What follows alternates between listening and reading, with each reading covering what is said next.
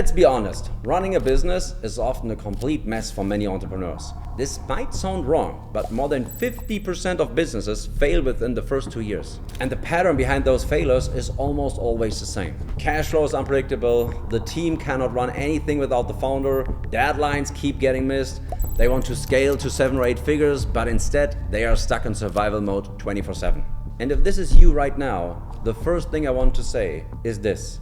It is probably not your fault. You know, almost every smart founder I know has gone through this phase, and hardly anyone talks about it. If this is your first time running a business, it's even harder because nobody teaches you what to do when your business reaches this level. Every book, coach, and course loves to talk about how to grow or scale a business, but almost nobody teaches you how to save one. But I've been through that. If this is your first time on that channel, my name is Christian. I also own a portfolio of companies and investments worth more than 30 million. And over the last 12 years, I have escaped this exact phase multiple times in my own businesses and helped many other founders to do the same. So in the next few minutes, I'm going to walk you through the exact step-by-step process I have personally used to pull multiple businesses out of survival mode and help them to scale much faster. Once you implement this process, you can go from barely keeping your business alive to actually growing it fast. So without wasting any time, let's get into it. Step number 1, get an honest picture of where you actually stand. The first thing you need to do when your business is struggling is stop trying to fix everything. Instead, take 1 or 2 days to sit down and understand what is actually happening.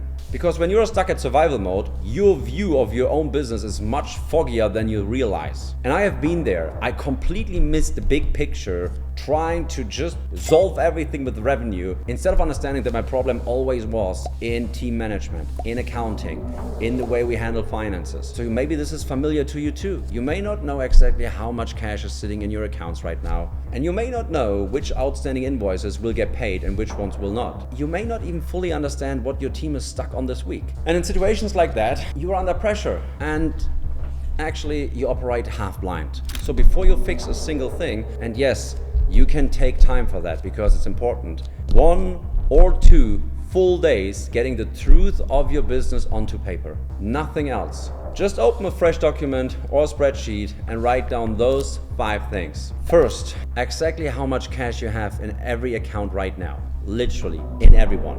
Second, every dollar you are owed, who owes it, and whether you believe it will actually get paid or not.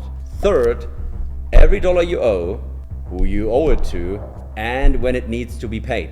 Fourth, every open problem in the business that has been quietly dragging on for weeks or months. And fifth, every major decision you have been avoiding. I got you. We're going through this together. Here's one rule to follow while doing this. If you do not know a number, write unknown and put the name of the person beside it who can find that number by tomorrow. What you're not allowed to do is leave it blank and move on. So once this document is finished, you will probably notice that a lot of the panic you felt was coming from the actual situation. And yes, it doesn't feel good. It's a horrible feeling because you probably would feel like, oh my God, now I see all of that in front of me and it kills all my belief, hope, and motivation that I can do anything about that. But you know what?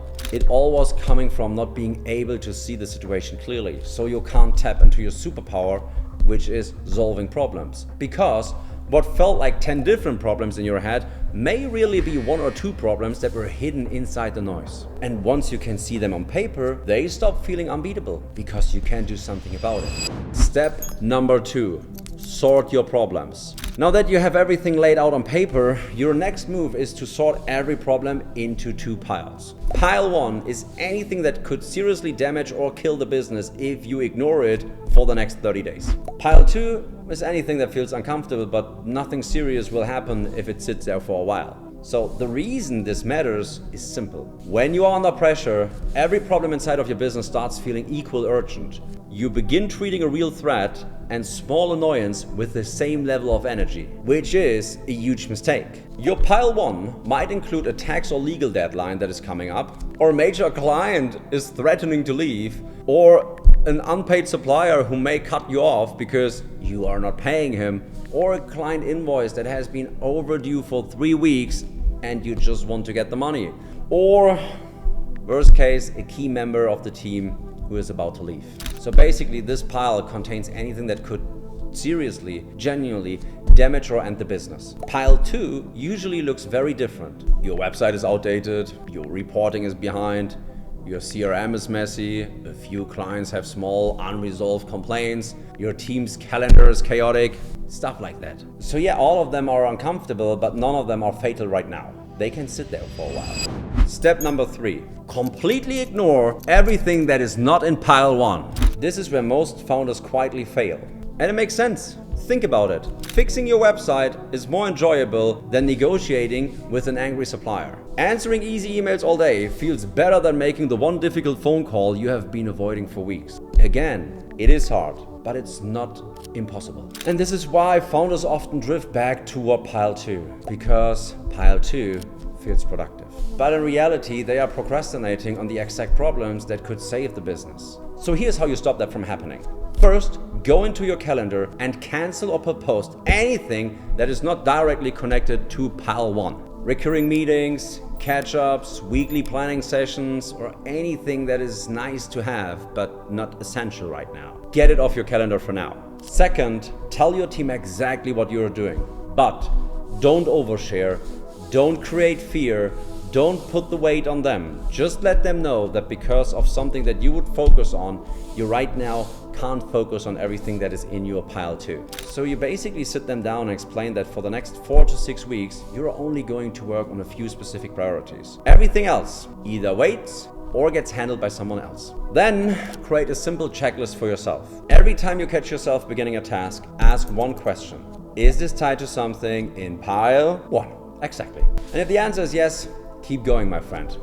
Crush it. If the answer is no, stop what you're doing and move to something in pile 1. Because almost none of your pile 2 problems will become significantly worse if you ignore them for another month. Pile 1 is the opposite. Those problems become exceptionally worse every day you avoid them. Been there, done that. I probably was number 1 in ignoring pile 1. So you don't want to be there. You have to work through anyways. Step 4. Make moves that actually change your situation. Once you're fully focused on your pile 1 problems, the next step is taking real action. And no, scheduling a meeting about the problem is not action. Writing a detailed plan about the problem is not an action either. So go back to your pile 1 list. For each problem, ask yourself this one question. What is the single action that would actually change this situation right now? Not another plan, not another discussion, a real action. Let's say your biggest issue is cash. The first real move could be pick up the phone and call your 3 biggest unpaid clients. Your goal is to get at least one of them to pay by Friday. And the next real move could be getting personally involved in outbound this week and contacting as many prospects as possible. Because at your stage, very few things bring cash in faster than direct sales activity. The next move could be cutting everything that has been quietly draining cash. Go and check on any software that nobody uses anymore, or a contractor whose work you no longer need, an expense that no longer creates a return. Get aware of that, gain clarity on if it's needed, and go into action and cut it today. Because if cash is your biggest problem, moves like this can change the business immediately and also your internal state, because you feel like you make progress, and progress just means you want to make sure that future effort won't be wasted. And the same principle applies to every other version of survival mode. Maybe it's an operational problem, maybe it's operational mess, maybe it's a team issue, maybe it's a legal problem, maybe it's a delivery problem. It doesn't matter. Whatever it is, find the one action that changes the state of the situation immediately and then do it. And repeat. Step number 5. Clean up the old damage. Let's say a few weeks have passed and you have done the work.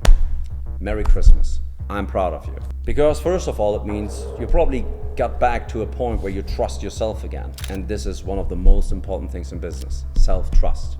And now cash is starting to come in again. And few of the major problems have been solved. And for the first time in months, you can finally breathe. Like, you know that feeling, right? And your instinct will probably be to relax. Take a break, catch up on some sleep, tell yourself the crisis is over, but do not stop yet. Because if you stop here, you have only completed a half job, which is bad. Because remember, all of the pile 2 problems you ignored for the last month, they are still there. They are still waiting for you. And if you do not deal with them while you still have energy and momentum, one of those pile 2 problems may quietly become a pile 1 problem in a few months from now. And it's interesting, as long as we are in this survival mode, it feels like we have endless energy, even if it's hard, even when it's sometimes a dark time. So it's your job to keep taking action. Otherwise, you will end up exactly where you started. So once the business is stable, take 1 or 2 weeks to close out the entire pile 2 list. And do it in a very specific order.